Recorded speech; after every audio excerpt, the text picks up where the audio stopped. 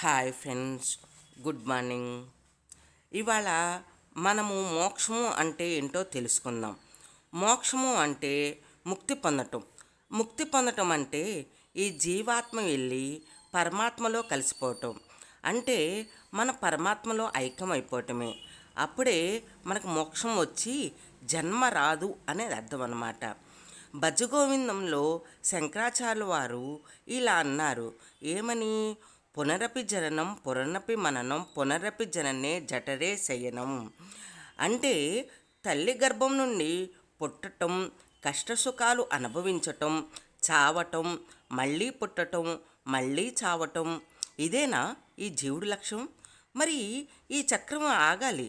ఎందుకంటే పుట్టాము అంటే సుఖాలు, దుఃఖాలు, బరువులు, బాధ్యతలు, గౌరవాలు, అవమానాలు, కర్మలు, ఫలాలు అంటూ ఇలా ఎన్నో మోయాలి ఈ జీవాత్మ. ఏ బాధరాబంది లేకుండా మనం ఎక్కడి నుండి వచ్చామో అక్కడికి వెళ్ళిపోతే హాయిగా ఆనందంగా ఉంటుంది కదా.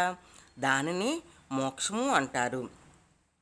ఒక ఉదాహరణ తీసుకుంటే, మీరు ఎక్కడెక్కడైనా తిరిగినా మీ ఇంటికి చేరితే కానీ మీకు హాయిగా ఉంటుందా? కదా. అవును, అందరికీ అనుభవమే ఇది. ఇలాగే మనం ఎన్ని జన్మలు ఎత్తినా, ఎక్కడెక్కడ తిరిగినా, మన సొంత ఇల్లైనా ఆ పరమాత్మను చేరేంత వరకు మనకి సుఖం ఉండదు.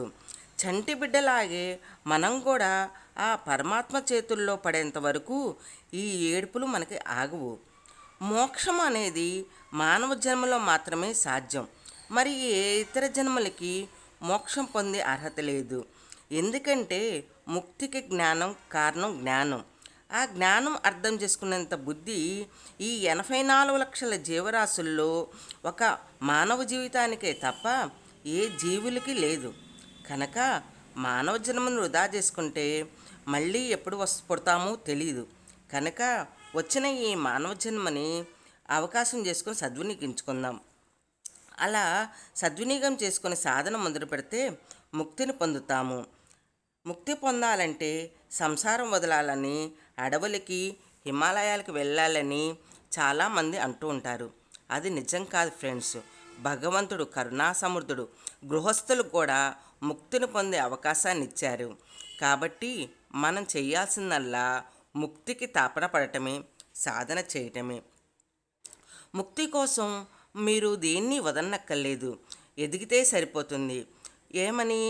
నేను ఎప్పుడైనా సరే ఈ శరీరాన్ని విడిచి వెళ్ళిపోవాల్సిందే అని గుర్తుంచుకొని దాని మీద మితిమీరిన ప్రేమ ఉండక్కర్లేదు.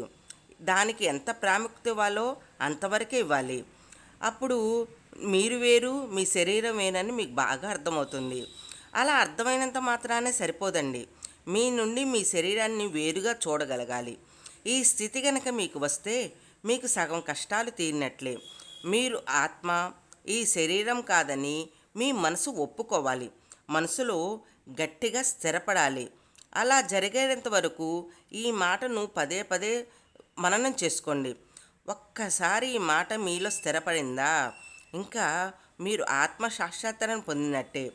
అప్పుడు నిన్ను నువ్వు తెలుసుకుంటావు, అసత్యమైన దాన్ని విడనాడుతావు.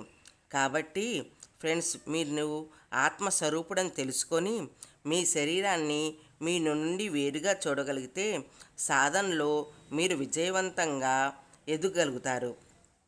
అలా అనుకుంటే సరిపోదండి, అది స్థిరపడే వరకు సాధన చెయ్యాలి. సాధన అంటే తెలిసేది కదా మీ అందరికీ, శ్వాస మీద ధ్యాస, ఆనాపానసతిదినం. ఇది బుద్ధుడు మనకు మార్గం చూపెట్టిన జ్ఞానం.